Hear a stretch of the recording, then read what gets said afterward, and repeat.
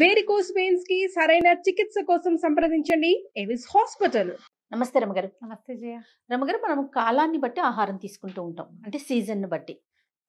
వేసవికాలం ఒకలాగా, శీతాకాలం ఒకలాగా, వర్షాకాలం ఒకలాగా. ఎందుకంటే దాన్ని బట్టే ప్రకృతి మనకి అలాంటి పంటని పండిస్తుంది. మన శరీరం కూడా దాన్నే తీసుకుంటుంది. రాబోయే కాలానికి ముందుగానే తీసుకుంటుంటాం కదా, ఋతువును బట్టి అట్లా. సో శీతాకాలం, మరి ఈ కాలంలో ఏమి తినాలంటారు, ఏమి తినకూడదు? సీజనల్ ఫ్రూట్స్ తినాలి. మొదట నీళ్ళు ఎక్కువ తాగాలి జయ. అసలు నీళ్ళ దాహమే వేయదు. అవును కదా, యూరినేషన్ ఎక్కువగానే ఉంటుంది చల్లదనం వల్ల. కానీ వాటర్ మాత్రం ఇంటేక్ ఉంచుకోవాలి. పెంచాలని నేను చెప్పటం లేదు, బట్ చల్లేస్తోంది కాబట్టి మంచినీళ్ళు తాగకుండా ఉండటం అనేది అసలు చేయొద్దు. వాటర్ ఇంటేక్ అవసరం. చల్లటి నీళ్ళు తాగబుద్ది కాబట్టి కొంచెం వెచ్చటి నీళ్ళు తాగండి. మజ్జిగను కూడా కొంచెం వేడిగా, పెరుగుని చిలికేసి కొంచెం వేడి నీళ్ళు పోసుకుని తాగండి. పళ్ళ రసాలు వాటికంటే పళ్ళు తినడమే మంచిది. ఇప్పుడు బాగా విస్తారంగా మనకి ఆరెంజెస్ బాగా కనపడతాయి, శీతాకాలం కదా. అవును, సీతాఫలాలు ఒకటి కనిపిస్తాయి. సీతాఫలాలు ఏమంటారు దాన్ని? సీతాఫలంగా కాయలే కదా అంటారు. సీతాఫలాలు బాగా కనిపిస్తాయి, అవి తినండి. ఇంకో పేరు ఉంటుంది కాదు, ఏమన్నా పల్లెటూళ్ళలో వేరే పేరు ఉంటుందేమోనని. ఓకే, నాకైతే సీతాఫలమే కదా. సీతాఫలాలు తినచ్చు. అయితే ఏ పళ్ళనైనా రాత్రిపూట బెడ్ టైంలో తినకపోవటం మంచిది. కరెక్ట్ అండి, బెడ్ టైంలో తినద్దు. పిల్లలు కూడా రాత్రిపూట 11 గంటలకి 10ంటికి ఆకలి అంటే ఏదైనా వేడిగా పెట్టడానికి ట్రై చేయండి. అట్లీస్ట్ ఒక వేడిగా వాటర్ అయినా సరే కానీ సీతాఫలము, ఈ కమలాలు, ఆరెంజెస్ లాంటివి అలాంటివి పెట్టద్దు. ఇప్పటిదాకా మీకు కొబ్బరి నీళ్ళు తీసుకునే అలవాటు ఉంటే కొంచెం కొబ్బరి నీళ్ళు తగ్గించండి. ఈ సీజన్లో కొబ్బరి నీళ్ళు తక్కువ తీసుకుని కొబ్బరి తినచ్చు. ఓకే, కొబ్బరి తినచ్చు. సీజనల్ ఫ్రూట్స్ అన్నీ ధారాళంగా విస్తారంగా తీసుకోండి. ఏ ఫ్రూట్ అయినా బిఫోర్ 7 అని పెట్టుకుంటే మంచిది. ఈవినింగ్ 7 లోపలే ఏ ఫ్రూట్స్ అయినా తినచ్చు. మజ్జిగ పరిస్థితి ఏంటి రమ్మగారు? మజ్జిగ తీసుకోవచ్చు? మజ్జిగ కూడా జయ మంచిది కాదు. జలుబు ఎక్కువ, జలుబుని పెంచుతుంది, చల్లదనం కదా. అందుకని ముందే తీసుకోవాలి. ఒకవేళ టిఫిన్ చేసి మజ్జిగ తీసుకునే అలవాటు ఉన్న వాళ్ళు కొంచెం గోరువెచ్చటి మజ్జిగ తీసుకుంటే మంచిది. వెచ్చటి మజ్జిగ చేసుకునే విధానం ఒకటి చెప్పాము. అవునవును, మజ్జిగలో కలుపుకునే పొడి కూడా మన ఛానల్లో ఉన్నాయి, కావాలంటే ట్రై చేయండి, అది కూడా బాగుంటుంది. సింపుల్ గా చెప్తాను చూడు. కొంచెం కరివేపాకు, తర్వాత ధనియాలు, జీలకర్ర, కొన్ని మిరియాలు, మీకు నచ్చితే వాము కూడా లైట్గా వేయించండి. వేయించేసి మెత్తటి పొడి కొట్టి పెట్టుకోండి. ఆ పొడిని పెరుగులో వేసి చిలికేసి గోరువెచ్చటి నీళ్లు పోసుకుని తాగితే మహా బాగుంటుంది రుచిగా. ఓకే, సాల్ట్ వేసుకోండి మీ రుచిని అనుసరించి, నిమ్మకాయ ఎక్కర్లేదు. ఇలా బాగుంటుంది. కరివేపాకు, ఫ్రెష్ కరివేపాకు కొంచెం ఇట్లా చిదిపి కనుక వేస్తే ఒక 5 నిమిషాల్లో వాసన పట్టేస్తుంది, అది బాగుంటుంది, తాగొచ్చు. అయితే ఆహార పదార్థాలు ఏవైనా సరే వేడిగా తినడానికి ట్రై చేయండి. పొద్దున వండినవి సాయంత్రానికి తినద్దు. ఎందుకంటే వాతావరణం అంతా శైత్యమే, చల్లదనమే ఉంటుంది. రాత్రిళ్ళు మరీ చల్లగా ఉంటుంది. ఈ పొద్దుటి పూట వండుకుని కూరలు అవి 2 పూటలకు సరిపడా వండేస్తారు. మరి పెద్దవాళ్ళు, చేసుకోలేని వాళ్ళు, ఈ వ్యాపారాలు లేదా ఉద్యోగాలకు వెళ్ళేవాళ్ళు రెండో పూట మళ్ళీ వచ్చి ఏం వండుకుంటాం అని కూడా అనిపిస్తుంది. పోనీ కనీసం కూరలు పులుసులు ఉంచుకున్నా అన్నం వేడిగా వండుకోండి. వేడి వేడి అన్నంలో ఈ కూరలు అవి చారులో పులుసులో వేసుకుని తింటే బాగా సరిపోతుంది. చారు పులుసు అయితే వెచ్చబెట్టుకోవచ్చు. కూరలు అవి మళ్ళీ వేయించటాలు అలాంటి పని చేయబోకండి. అన్నం వేడిగా ఉంటే సరిపోతుంది. కొంచెం ఈ కాలంలో వేడి వేడి పచ్చళ్ళు తినడం మంచిది. కొంచెం హాట్ అన్నం, వేడివేడి అన్నంలో ఈ ఉసిరావకాయలని, తర్వాత ఏమో ఉసిరికాయ పచ్చడి, బీరకాయ పచ్చడి చేసుకుంటాం కదా, సీజనల్ పచ్చళ్ళు చేస్తాం కదా, ఆ పచ్చడి వేసుకుని తింటే ఎక్కువ మంచిది. కారంగా తినడము, కాస్త ఆవకాయలు కలుపుకోవటము, అవి ఎక్కువ మంచిది. ఈ సీజన్కి అది మనకి ఒంటికి వేడిని పుట్టిస్తుంది అనమాట ఎంతో కొంత. ఆవ వేసిన పచ్చళ్ళు కూడా చాలా మంచివి. ఆవ పెట్టిన కూరలు మన ఛానల్లో ఉన్నాయి, చూడండి. ట్రెడిషనల్ ఆవే. ఇందులో మసాలా వెల్లుల్లిపాయలు, ఉల్లిపాయ నో వెల్లుల్లిపాయ, నో ఉల్లిపాయ. జనరల్ కూర, కొద్దిగా పులుసు వేసిన కూరలో కొంచెం ఆవాలు నూరి కలుపుకోవటం. దోసావకాయ లాంటివి చాలా మంచిది. దోసావకాయ తింటారు కదా, ఫ్రెష్ ఆవకాయ. బూడిద గుమ్మడికాయ ఆవకాయ కూడా మన ఛానల్లో ఉంది, అది కూడా చూడండి తప్పకుండా. ఈజీగా మీరు ఈ మన కీర చిన్న ముక్కలు తరిగి కొంచెం కొద్దిగా అంత చింతపండు, ఒక కీరకాయ అనుకో, ఇంత కాయ అనుకో, ఇంత చింతపండు, తర్వాత అన్న ఆవాలు, ఒక 7-8 ఎండుమిర్చి, తర్వాత ఏమో మన 2 బియ్యపు గింజలు వేసి నానబెట్టండి. ఒక అరగంట సేపు నానబెట్టి దాన్ని మెత్తగా గ్రైండ్ చేసేయండి. కీర చిన్న ముక్కలు తరగటం, ఈ మెత్తగా గ్రైండ్ చేసిన ముద్దని సరిపడా ఉప్పేసి కీరలో కలిపేయండి. ఫ్రెష్ ఆవా ఎంత బాగుంటుందో వాసన. అన్ని ఆవాలు పడతాయి, ఒక పెద్ద స్పూన్ ఆవాలు, అన్ని బియ్యం, ఇది శాస్త్రానికి వేసుకోవటమే.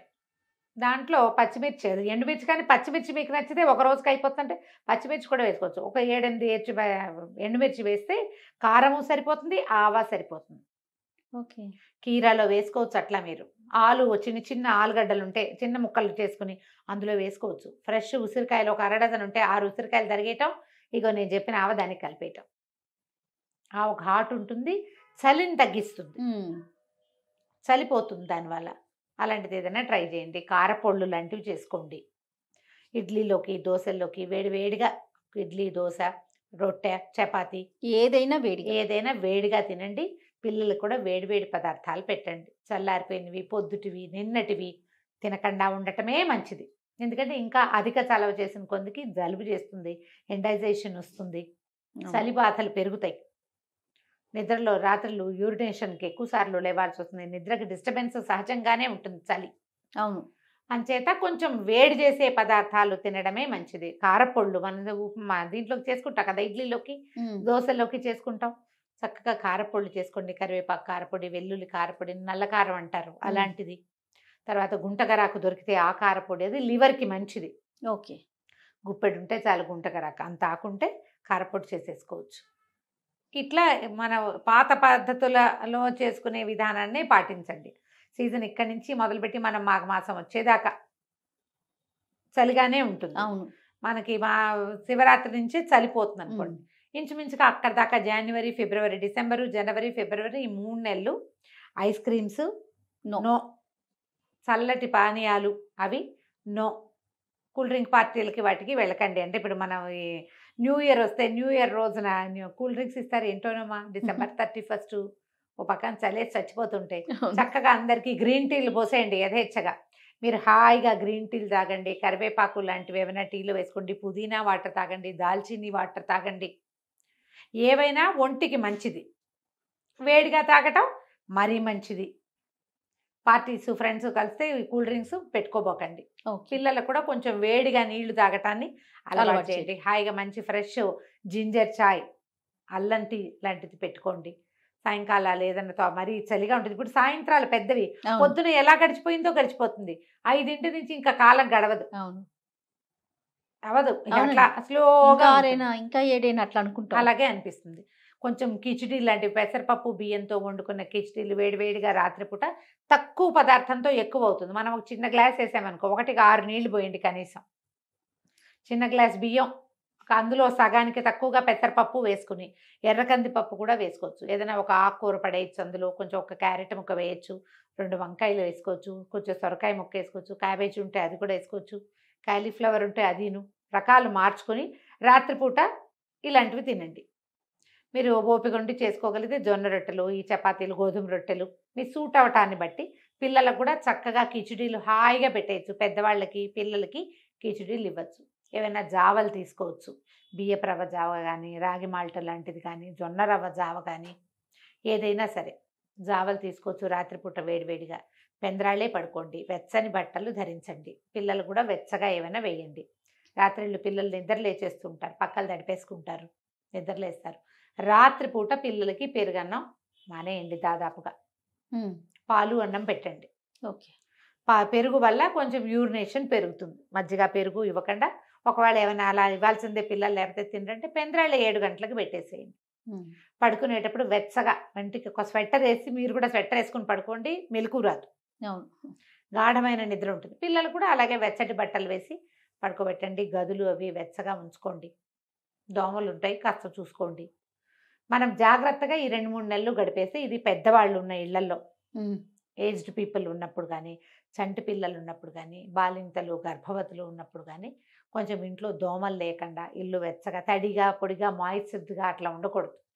అవన్నీ జబ్బుకి కారణం అవుతాయి. దాంతోపాటు మనం తినే ఆహారం కూడా అంత కాలానికి తగినది కాలేదనుకో, 2 కలిసి ఇంకా ఎక్కువైపోతాయి. ఓకే.